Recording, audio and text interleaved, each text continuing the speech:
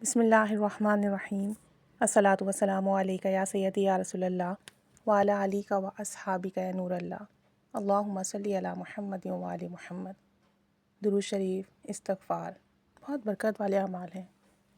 اور ایسے اعمال ہیں کہ انہیں پڑھنے سے دنیا دین آخرت سب نفع ملتا ہے، سب چیز کا نفع ملتا ہے۔ پڑھنے والا اگر گناہوں سے بچتا ہو، بدنگاہی سے بچتا ہو، یقین سے پڑھتا ہو،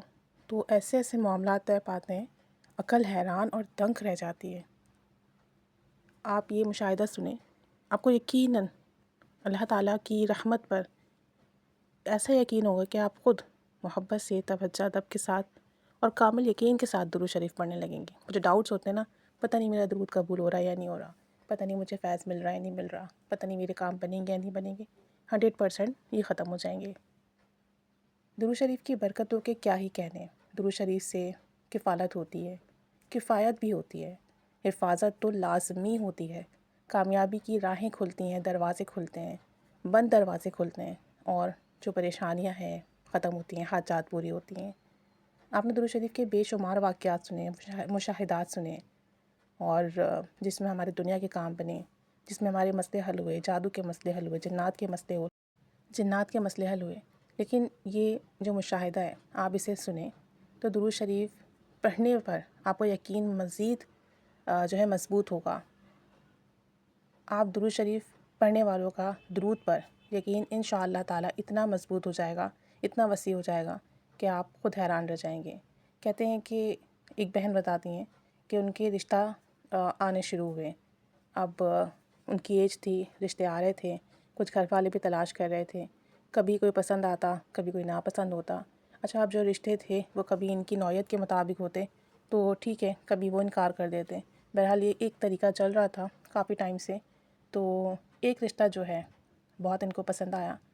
ان کا بھی یہاں آنا جانا رہا، ہمارا بھی وہاں آنا جانا رہا، اور میرے والد نے مشورہ کر کے اور جو بھی معلومات حاصل کرنی تھی وہ کر کے اس کے بعد جو ہے اس رشتے کے لیے ہاں کر دی۔ اب اس رشتے کے لیے تو ہاں ہو گئی، ڈن ہو گیا۔ کہتی ہیں کہ ہم لوگ بھی اور لڑکے والے بھی بہت خوش تھے، بہت مطمئن تھے، اور رشتے کے لیے دونوں ہی فیملیز کے اندر آپس میں بہت زیادہ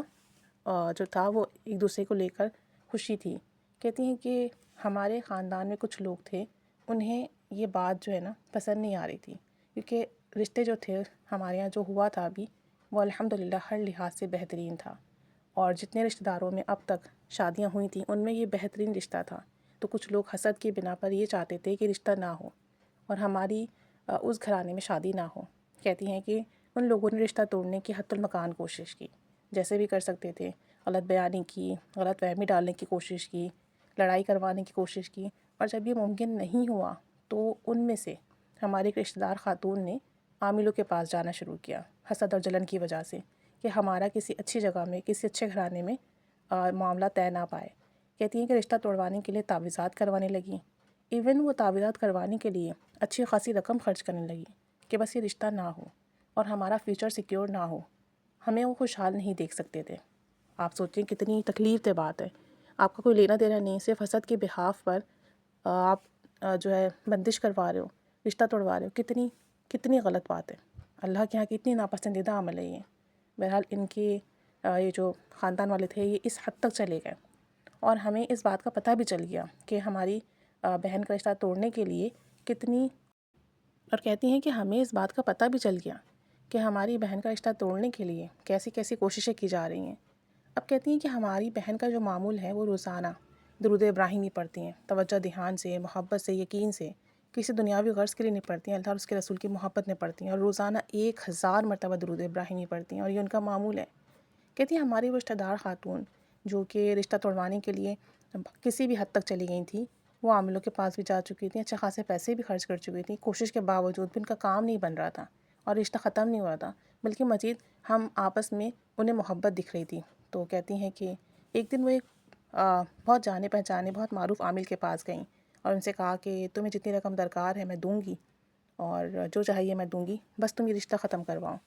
اور مجھے گارنٹی دو کہ یہ رشتہ وہاں نہیں ہوگا، یہ شادی نہیں ہوگی۔ اب اس عامل نے حساب کتاب کیا، پڑھائی کی، اور اس کے بعد کہا کہ ہم یہ رشتہ نہیں توڑ سکتے، اور میرے تعویذات، میری پڑھائی کا وہاں پر اثر نہیں ہو سکتا، کیونکہ ان کے گھر پر کوئی درود شریف پڑھنے والا موجود ہے، اور اسی لیے اللہ پاک نے ان کے گھر پر فرشتوں کا پہرا لگایا ہوا ہے، فرشتوں کی ڈیوٹی لگائی ہوئی ہے، اور وہ فرشتے ان کے گھر تک کسی بھی منفی چیز کو، کسی بھی نیگیٹو انرجی کو پہنچنے نہیں دیتے، اور کہتی ہیں کہ بالآخر میری بہن کی تو اس گھرانے میں شادی ہو گئی، اور رشتے توڑنے والے نے جتنی کوششیں کی وہ سب کی سب ناکام ہوئی۔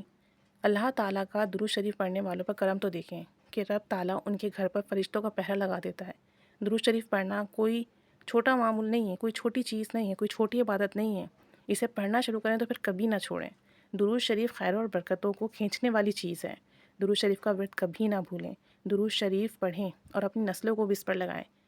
درود شریف کی محبت اپنی نسلوں میں پیدا کریں، اپنے بچوں سے روزانہ درود شریف پڑھوائیں،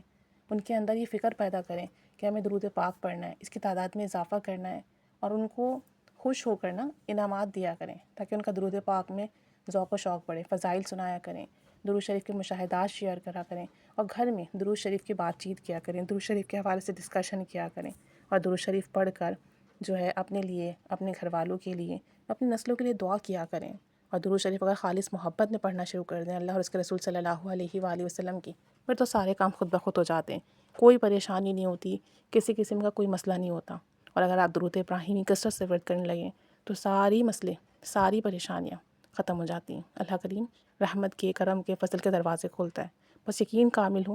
اور بے شک آپ کو کوئی چیز پسند ہو اور وہ آپ کو نہ ملے درود شریف پڑھنے کے بعد بھی، تو پھر صبر رکھیں اور یقین رکھیں کہ اللہ کا میرے حق میں یہی بہتر فیصلہ ہے، اور اللہ جو فیصلہ فرماتا ہے وہ بہترین ہوتا ہے۔